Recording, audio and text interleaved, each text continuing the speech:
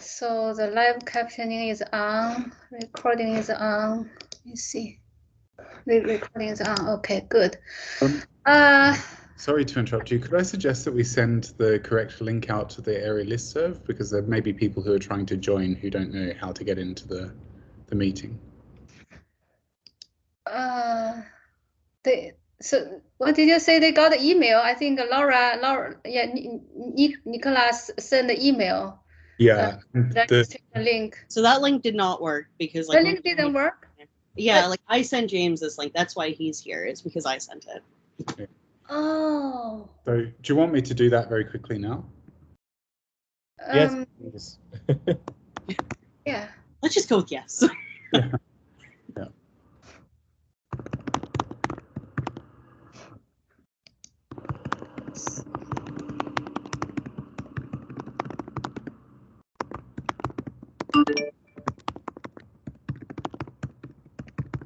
So let me do the introduction now.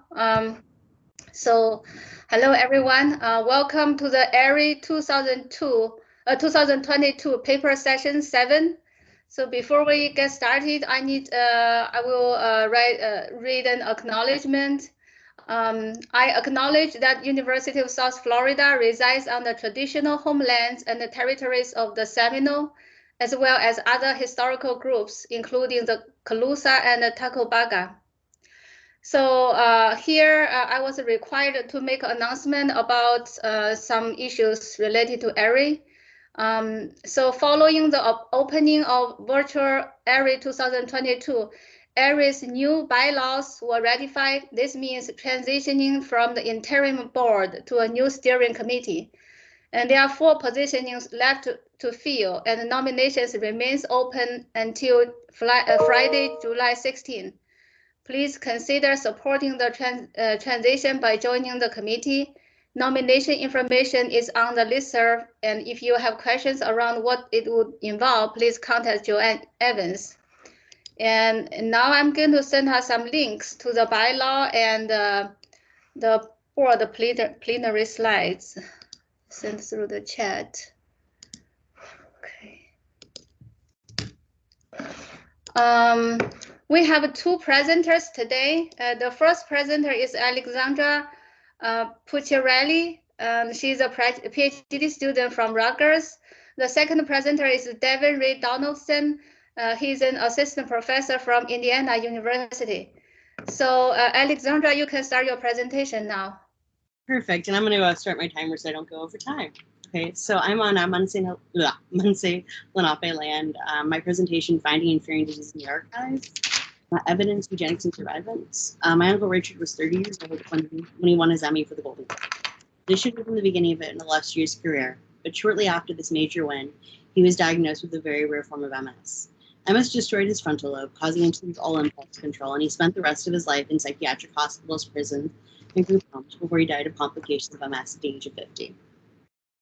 The fear that I too may one day lose control prompted me to begin this genealogical research, looking for assurances that Richard's fate would not be my own, especially as my own 30th birthday rapidly approaches. While conducting this research, I found myself engaged in a project with an inextricable relationship with eugenics as a site for the production of evidence. Archives have been weaponized against Jewish and disabled people. In the Second World War, for example, records were used to track down and identify Jews as part of a program of experimentation and examination built upon eugenicist notions of racial purity and genetic superiority. This project takes an audio-ethnographic approach to exploring the tensions implicit in genealogical research into hereditary disease, when the same archival methods have been directed against the survival of the disabled Jews. It is vital for us as archivists to consider all angles, for our records can be used and manipulated when creating and maintaining them. During this research, I was struck with the effective nature of it. Much of my past research has been on the survivors of the Holocaust and the Armenian genocide. So I'm used to being among emotionally fraught records. In the past, I've been able to emotionally separate myself, but this project is different for obvious reasons. Alex Haley, whose book Roots brought the genealogical research surge of the 1970s, speaks to this tension. For the uninitiated, Haley's story followed the life of the mostly fictional 𝐏𝐚𝐩𝐞𝐫𝐬, from his capture in 18th century Gambia to his life as a slave in the United States, and traces the lives of his descendants over two centuries and 7 generations, culminating with a family connection to Haley himself. Roots, when it was broadcast, contained the first widely and unvarnished representations of slavery in the American media. America latched onto the final pages of his book, especially in which Haley walked readers through his experiences of tracing this family history and exploring how he navigated the emotional process of genealogical inquiry. The drama of discovery and the longing to connect with ancestors touched a national nerve, sparking an explosion of interest in ancestry and family discovery. This interest was particularly meaningful to African Americans who hoped that family research would help to find genealogical wounds, would help heal genealogical wounds inflicted by the Atlantic slave trade. But the popular enthusiasm for family research soon extended across all racial and ethnic boundaries, especially within like groups of white people. As a chronically ill person, knowing my family's medical history has been vital to my own care. Sharing this information is not without risk, however.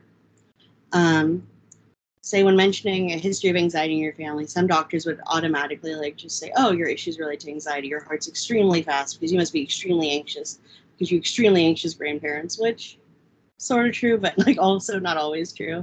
And also in general, when you share mental health information, a physician can make you seem like an unreliable patient and you get a much lower quality of care, which I've definitely experienced. And with the advent of digital charting from companies like Epic Health Systems, records go from being semi-private things that existed as communication between a patient and their doctor or within the practice, are being held by private companies and hospitals, which is great in some ways, but also has major drawbacks. You can never escape your medical records now. And also this information can be used to deny you care in the future, especially by insurance companies, or certain hospitals won't take risks and put people with certain mental illnesses within drug trials, even if it's not related to their disease at all, because they could be seen as unreliable patients. I obviously see the benefit of these systems. The information in my chart, that's Epic Health Systems product, can be used for larger studies in your condition. Also it's a great resource that doctors within the hospitals are able to communicate with each other and share your records, so it's not like you now are carrying around the file of your records anymore, which has very much been an experience of mine as a chronically ill person. But as a Jewish person who recently had a wedding, I was inundated with materials on Jewish wedding websites telling me I needed to get tested for genetic abnormalities. In fact, I received 3 emails today related to that. This was disquieting to me, as we are only a few generations from the show, as everyone knows. And should private companies have access to our genetic makeup? Some of these studies are run by hospitals like UCSF and University of Florida Hospital in Miami, but a lot of them are companies that are for profit and you pay several $100s. And you can sometimes get insurance coverage, but it's kind of iffy. But also if you do insurance coverage, then they have access to your records of genetic abnormalities, and it's not exactly clear how they're going to use them in the future. But this is also coupled with the reality that the overall chances of being a carrier of at least one of these diseases is 1 in 4 to 1 in 5 for someone of Ashkenazi Jewish descent, as I am, according to the USCF. There are over 50 genetic diseases that are checked within these studies. And this testing is vital to the ongoing health of our communities. Screening for TASEC carriers is one of the first great successes of the emerging field of genetic counseling and diagnosis. Proactive testing has been quite effective in eliminating Tay-Sachs occurrences among Ashkenazi Jews. In 2000, in fact, Michael Kavik of UCSD reported the United States and Canada, the incidence of TCSD in Jewish populations has declined by more than 90%. In 2005, of the 10 cases of Tay-Sachs in the United States, none of them came from Jewish carriers.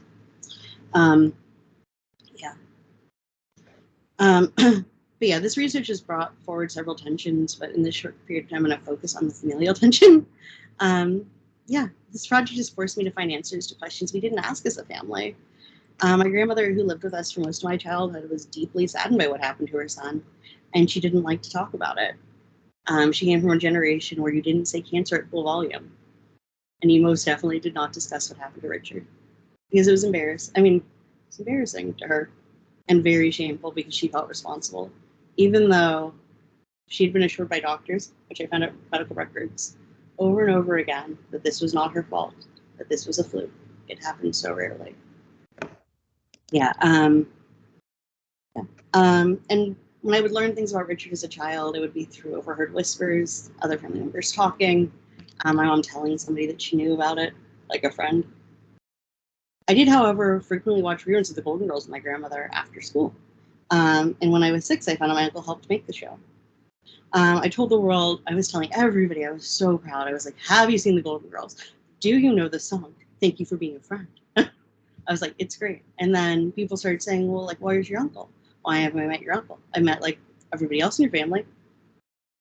And then I didn't know what to say because I was a kid and I knew I had an uncle. I knew it was not safe for me to see him. I started this project and then a course taught by James Lauer at Queen's College, and I was unsure of how to tell my mom I was doing this research. I speak to her at least once a day, so it's hard to keep a secret. I didn't know if she was comfortable talking about him. I, however, knew that speaking to her would be the first step to finding answers. I could not have access to his medical records without both my mother and her brother signing off for obvious reasons. My mom was very much willing to have these conversations, and she said it was fine with me. She was fine with me sharing the story with a larger audience. The research did not give me any major answers to my questions, but it did allow me to connect with different archives. The Paley Center gave me access to information about the production methods for my uncle's Emmy-winning season of The Golden Girls, and I might potentially host a screening with them, my uncle's Emmy Award-winning season, to celebrate his accomplishment with family and friends, and also as a way to kind of recollect. The Primetime Emmy Awards archive allowed me to see my uncle's award being announced, even though he was not there to receive it. The harder part of this research was medical archives and trying to get medical records from UT Southwestern. I almost felt shame asking about these things, admitting that this was part of my family history. And because there's very little, because it's such a rare form of MS, there was very, very little research on it.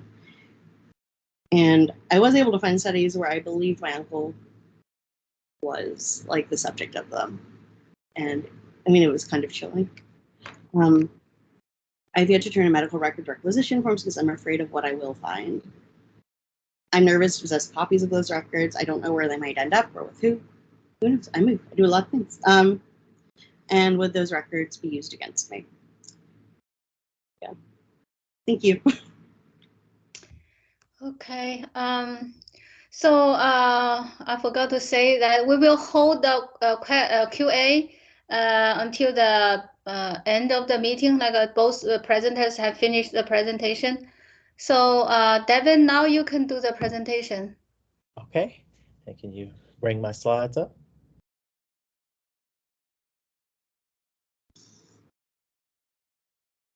Oh, sorry. Let's see. Click here.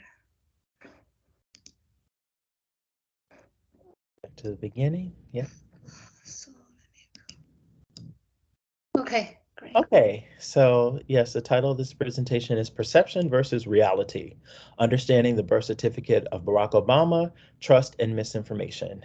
Next slide.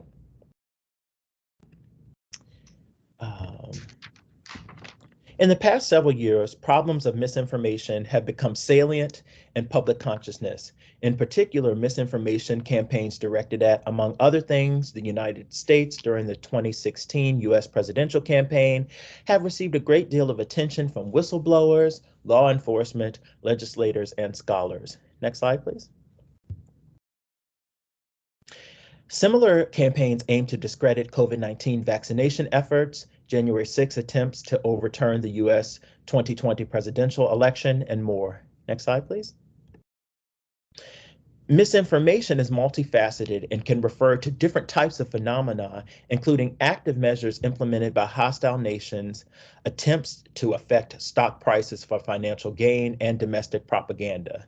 Next slide, please. In this project, I investigate one type of misinformation, political conspiracy theories, and how an instance of that type of misinformation affects trust in records. Next slide, please. Analyzing the relation between conspiracy theory and trust in records requires understanding the human information interactions and processes related to the evaluation of online web resources as a baseline for empirical inquiry. Next slide, please. Specifically, I consider the case of Barack Obama's birth certificate and birtherism, a racist and Islamophobic conspiracy theory to cast doubt on whether he was born in the United States and hence eligible to be president at all. Birthers aim to cast doubt on Obama's state of Hawaii birth certificate, arguing that it was a forgery. Next slide, please. Hello. This presentation addresses two primary research questions.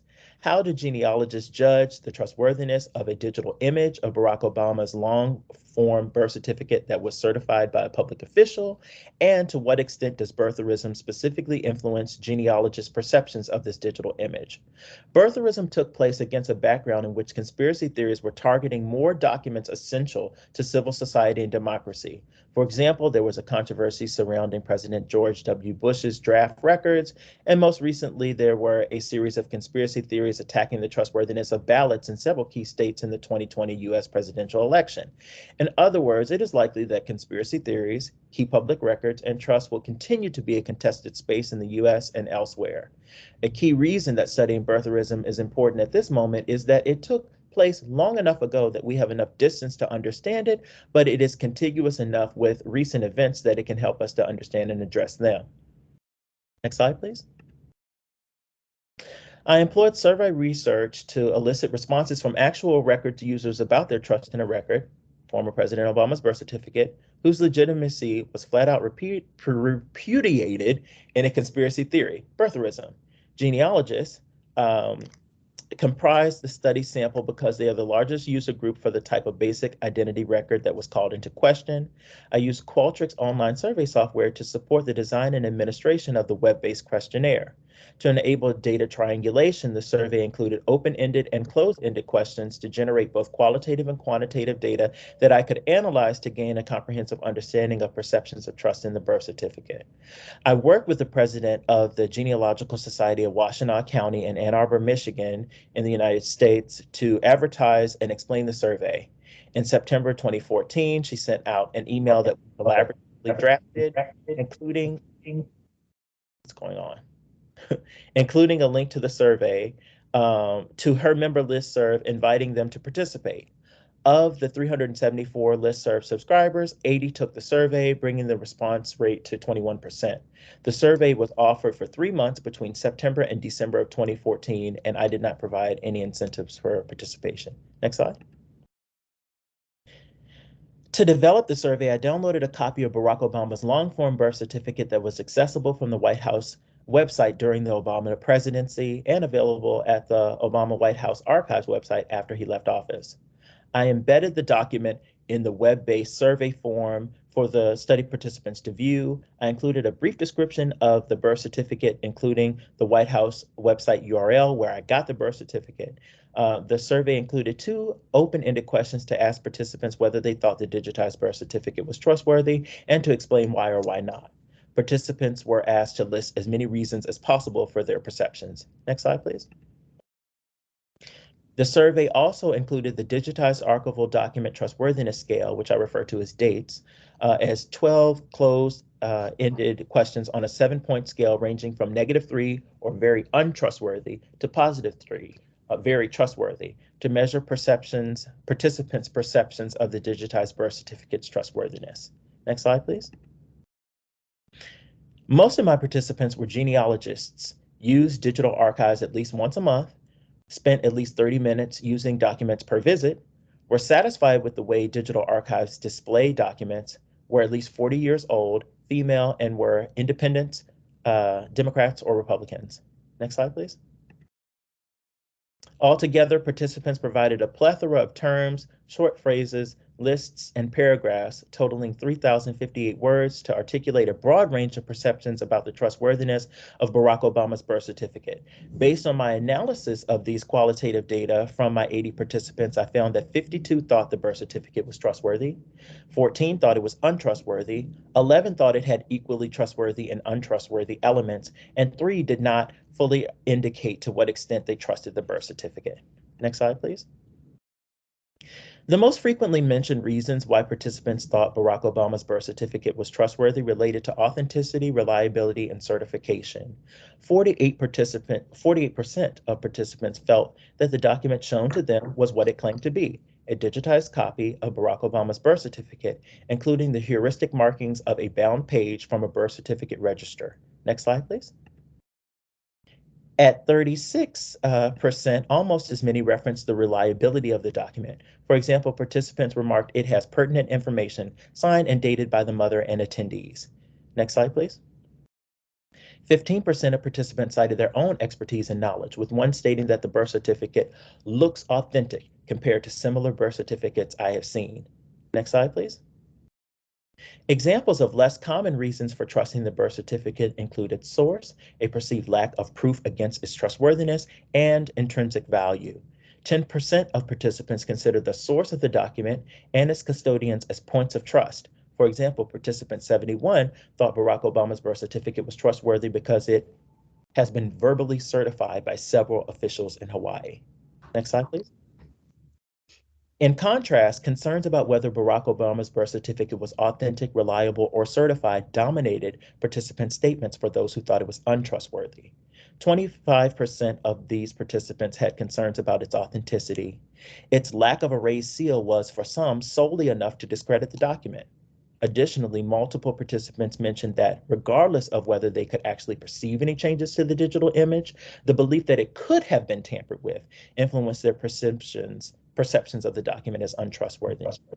In particular, participants 1 and 23 believed that because it was a famous and influential person's birth certificate, it was far more susceptible to tampering and forgery, thus rendering it untrustworthy. Also, some participants cited the possibility that the digital image that they viewed could be authentic, while the birth certificate that was used to generate the digital image may not be authentic as a rationale for its untrustworthiness. For example, participant 51 asked the question, "This is probably a true copy of what is on record, but is the original record authentic?" Next slide, please. 5 individuals specifically cited birtherism as a cause of their lack of trust in the document. Participants 20, 29, and 59 indicated that because of birtherism, they would require further systematic processing. For example, obtaining a certified physical copy from the Hawaii State Department of Health to fully assess the document's trustworthiness. For example, participant 59 stated that since there has been a lot of public speculation on this particular birth record, I'd probably want other items to support the information. Participant 79 did not explicitly call for systematic processing, but did agree with the general statement, arguing that out of context, the document had a political element that required further scrutiny. In contrast, participant 62 felt that birtherism alone was enough to completely discredit the document. Quote, "Because of the news surrounding this document, I am skeptical of the document and therefore it is untrustworthy." Next slide. Item analyses were conducted on the 12 closed-ended questions comprising the digitized archival document trustworthiness scale. Each of the items was correlated with the total score for dates. All of the correlations were greater than 0.73, and Cronbach's alpha for the scale was 0.97. A univariate ANOVA was conducted to evaluate the relationship between participants' political party affiliation and their trust in Barack Obama's birth certificate. The independent variable, political party affiliation, included 4 levels: Democrat, Republican, Independent, and Other.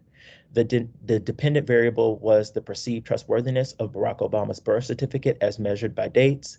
The ANOVA was significant, and the strength of the relationship between political party affiliation and the perceived trustworthiness of Barack Obama's birth certificate as assessed by AERI was strong, with the political party affiliation factor accounting for 16% of the variance. So to make a long story short, what all this means is that statistically speaking, Democrats rated the trustworthiness of Barack Obama's birth certificate more highly than Republicans.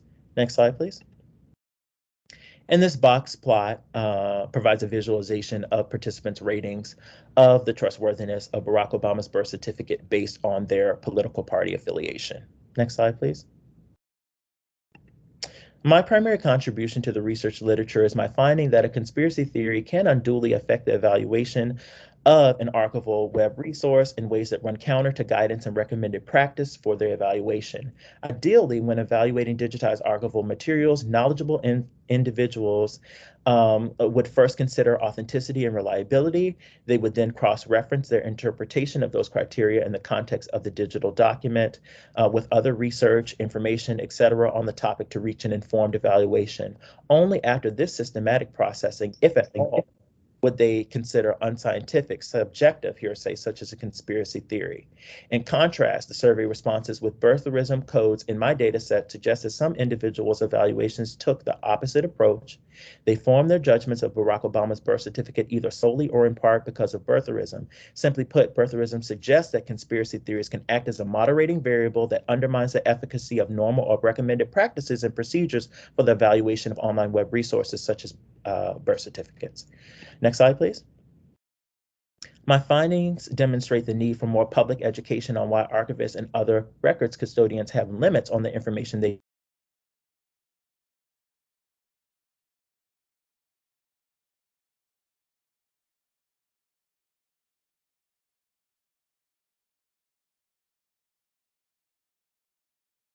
Hawaii State Department of Health. The short form certificate was a method of reconciling these two responsibilities, providing access to necessary information while preserving confidentiality. Despite birthers' interests and claims, no individual but Barack Obama has an inherent right to view his birth certificate without redaction, either short or long form. The redactions and short form nature of the birth certificate that was first released to the public was not an indication of fraud, as the former sheriff of Maricopa County, Arizona, Joe Arpaio, and others have suggested, but of archivists fulfilling their fiduciary responsibilities as custodians. As information professionals, we cannot allow politics or public opinion to compromise our ability to uphold access while protecting confidentiality, and particularly when we are handling sensitive information. Birtherism was a scenario in which fulfillment of that duty involved the creation of a short form birth certificate, which was later perceived by some as illegitimate and partisan. Consequently, I recommend that the general public needs to be made aware of,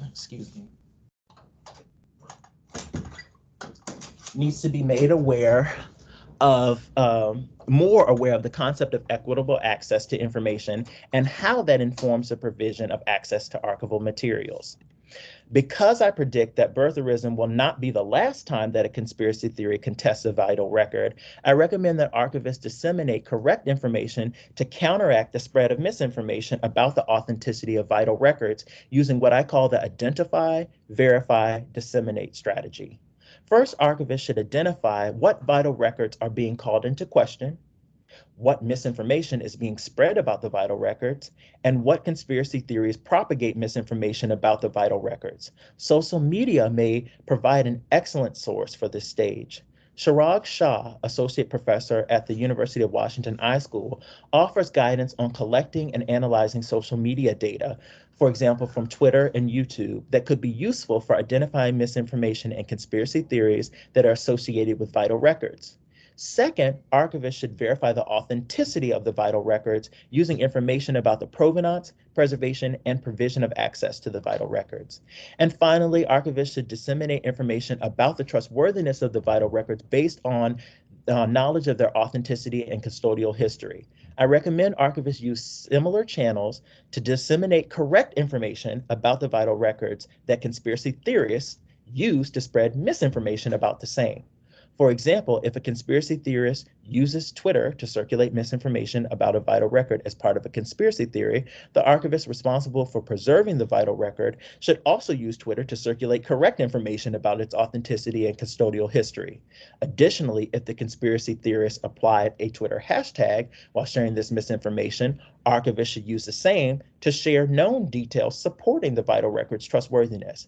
I argue that the activities associated with the identify, verify, disseminate strategy would ultimately support users in determining their trust in a digital archival content, such as digital images of vital records. And you may be thinking, oh, great, more work for the archivist to have to do.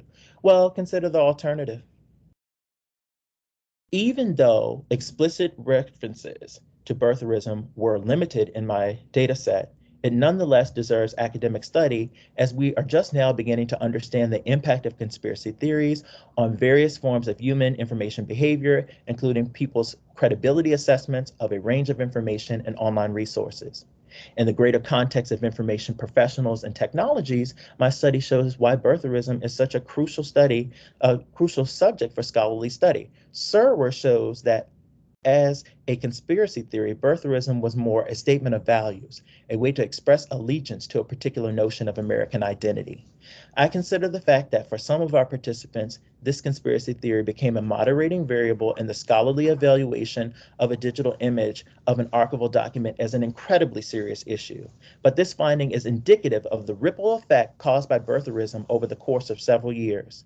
As the 2010 CNN and 2016 YouGov polls indicate, belief in birtherism and by extension, doubt in Barack Obama's citizenship increased over time.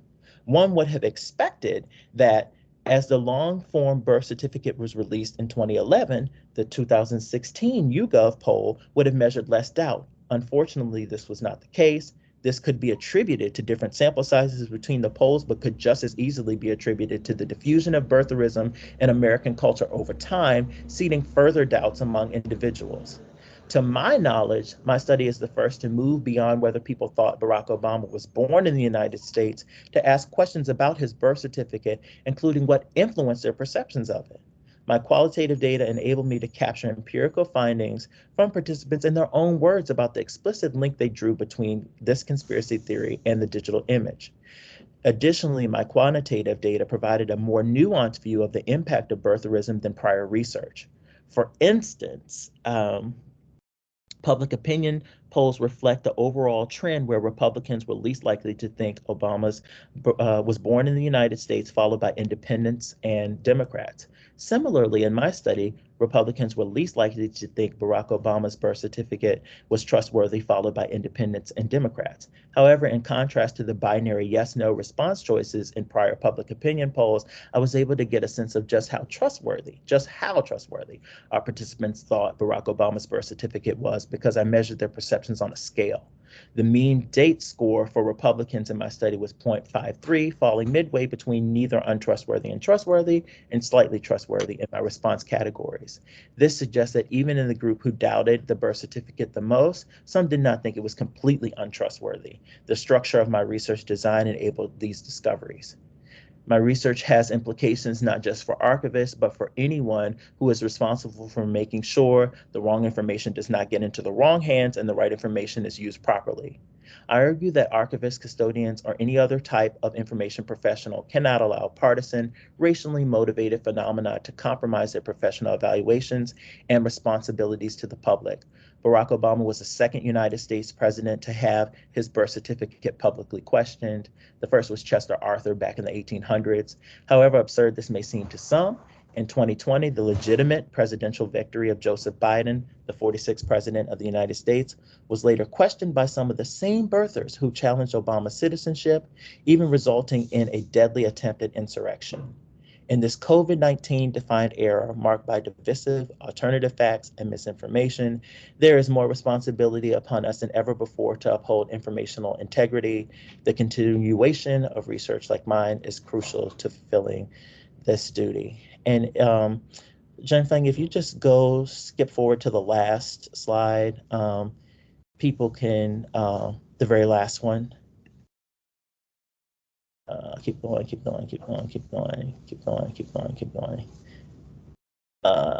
That's the link to a published version of this work. I wasn't sure exactly how I was on time because I had some slides that just were used to explain that I've been trying to get this research published since Barack Obama was president. And I tried at first at the American Archivist, and I even have the rejection letter that's in there. Like, they gave me a revise and resubmit. I did everything that they told me to do. They told me I did a good job of doing it, and they still rejected it. And then I took it to Archivaria, and they thought it was a good study, but had some issues with it and recommended that I do another type of study.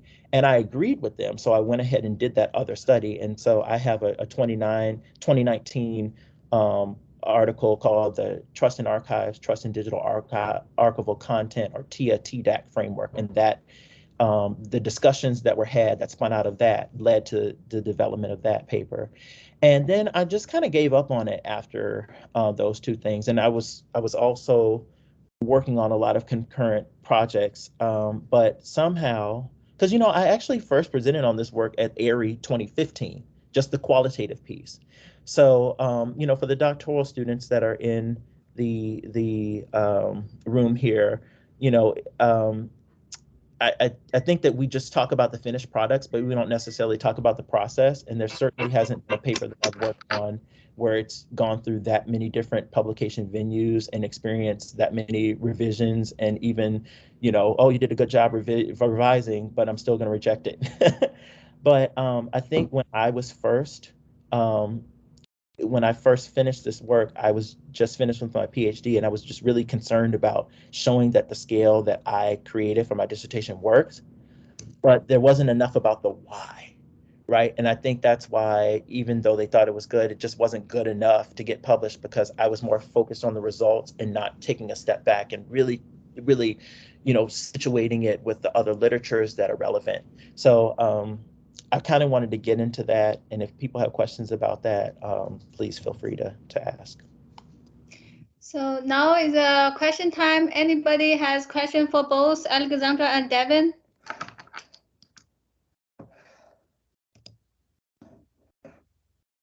I don't know how to raise my hand on this platform, but my question to both presenters, thank you for your talks, they were really fascinating. What do you both think is next for your research?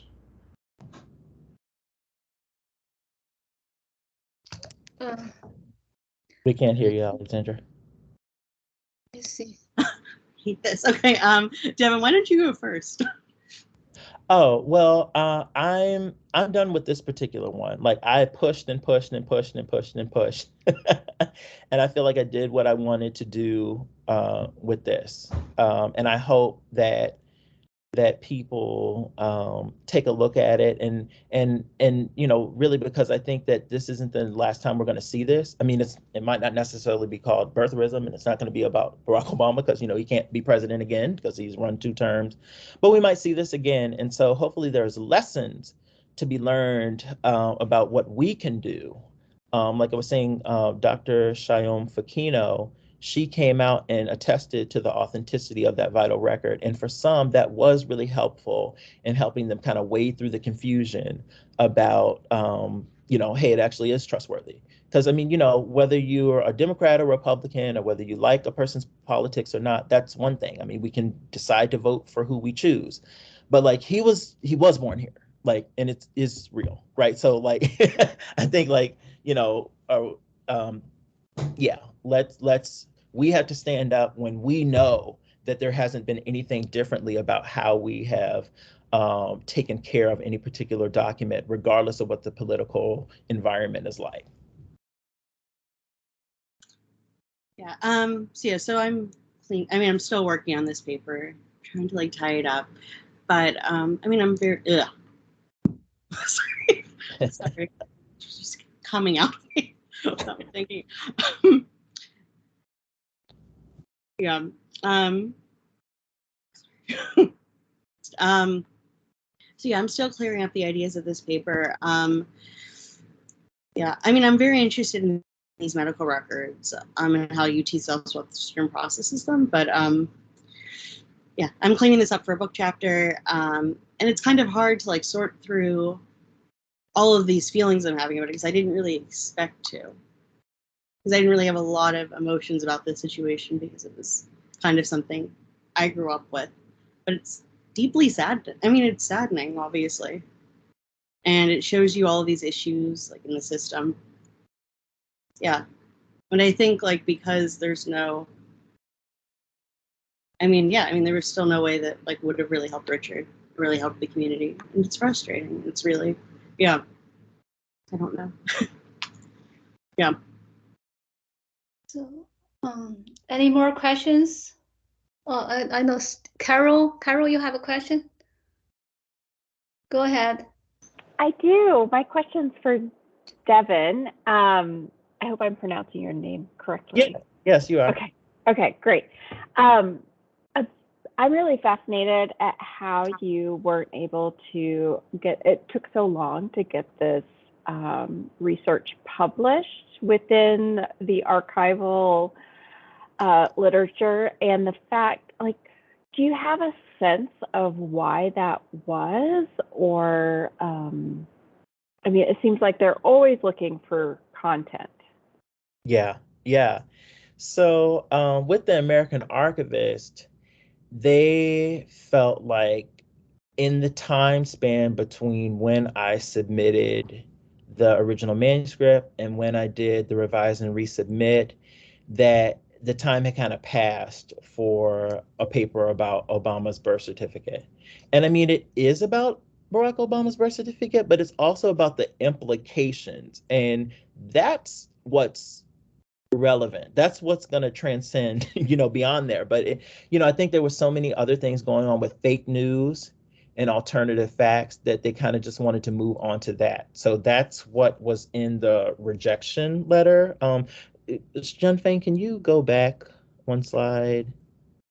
One more. Yeah, that's what I got back. So it was like, you did a really good job addressing the comments. However, at this time of alternative facts and allegations, 1 million illegal immigrants voting, it just felt like the time had passed. So I was like, oh, okay, but not really when some of these issues, especially when we can clearly see. I was just watching C-SPAN the other day, some of the same people that were peddling these ideas also were involved with January. There's a vein that's running through some of this. Right. And we deal with